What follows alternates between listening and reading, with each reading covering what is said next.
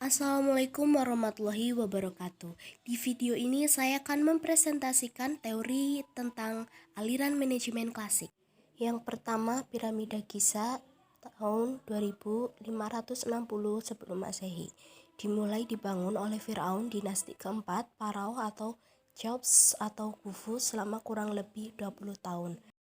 Yang kedua, tembok besar Cina tahun 200 sebelum Masehi sampai abad 17. Dibangun pertama kali oleh dinasti Qing dan berakhir pada dinasti Ming melalui 5 generasi. Yang ketiga, Borobudur tahun 750 sampai 850-an Masehi. Dibangun pada masa kejayaan Wangsa Sailendra atau Sriwijaya dan dirampungkan pada masa Raja Samaratungga. Kesimpulan yang pertama, peninggalan fisik sebagai ciri adanya implementasi ilmu manajemen, dan yang kedua menggambarkan aktivitas yang teratur dan bertahap di masa lalu. Pemikiran awal mengenai manajemen. Yang pertama, jauh sebelum manajemen dikenal, telah banyak organisasi formal yang telah memikirkan bagaimana organisasi agar efisien dan efektif. Yang kedua, filsafat Cina Sun Tzu 200 tahun yang lalu yang kemudian dimodifikasi oleh Mao Zedong, mengenalkan strategi perang yang dapat dipakai untuk merencanakan strategi yang berhubungan dengan bisnis pesaing. Perkembangan teori manajemen. Ada 3 aliran pemikiran manajemen, yaitu yang pertama, aliran klasik yang terdiri dari 2, yaitu manajemen ilmiah dan teori organisasi klasik. Aliran yang kedua yaitu aliran hubungan manusiawi atau neoklasik, dan aliran yang ketiga aliran manajemen modern.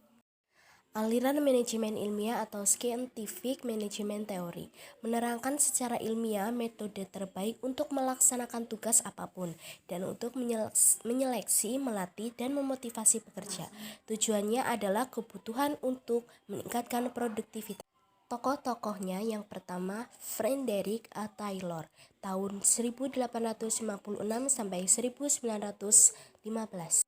Yang kedua, Henry L. Gantt tahun 1861 sampai 1919.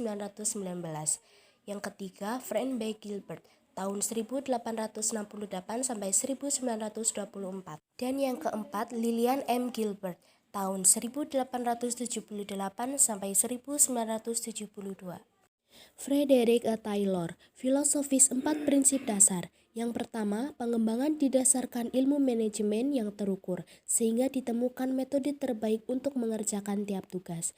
Yang kedua, seleksi ilmiah para pekerja, sehingga setiap pekerja akan diberi tanggung jawab melakukan tugas yang paling cocok dengannya, atau right mind in the right place. Yang ketiga, melaksanakan pendidikan dan pengembangan ilmiah para pekerja.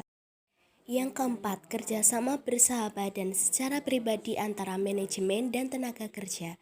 Sukses dari prinsip-prinsip tersebut memerlukan perubahan yang lengkap dari para manajer dan tenaga kerja. Henry L. Gantt tidak menggunakan sistem insentif atau bentuk pendidikan dan pelatihan ala Taylor, tapi memperkenalkan sistem bonus. Yang pertama, memberikan motivasi kepada karyawan yang mampu menyelesaikan tugas yang dibebankan melalui insentif atau bonus. Yang kedua, mencatat kemajuan pekerja dan dilakukan secara terbuka serta dicatat pada bagan balok individual atau bagan Gantt. Gilbert bersaudara Cyclops dan Chronocyclops. Terdiri dari 2, yaitu yang pertama, mempelajari kelelahan dan gerakan serta memfokuskan pada berbagai cara untuk mendorong kesejahteraan pekerja. Yang kedua, perhatikan manajemen terhadap pekerja, terutama dalam mencari gerakan yang paling ekonomis sehingga dapat meningkatkan moral pekerja. Tujuan akhir dari manajemen ilmiah adalah membantu para pekerja mencapai potensial penuh sebagai manusia. Kelemahannya ada 2, yaitu yang pertama, mengabaikan dimensi perbedaan kemampuan, identitas tugas, kepentingan tugas, otonomi, dan umpan balik. Yang kedua, pekerja semata komponen, produksi serupa dengan mesin atau diukur dengan stopwatch. Sekian video tentang teori manajemen klasik dari saya. Wassalamualaikum warahmatullahi wabarakatuh. Terima kasih.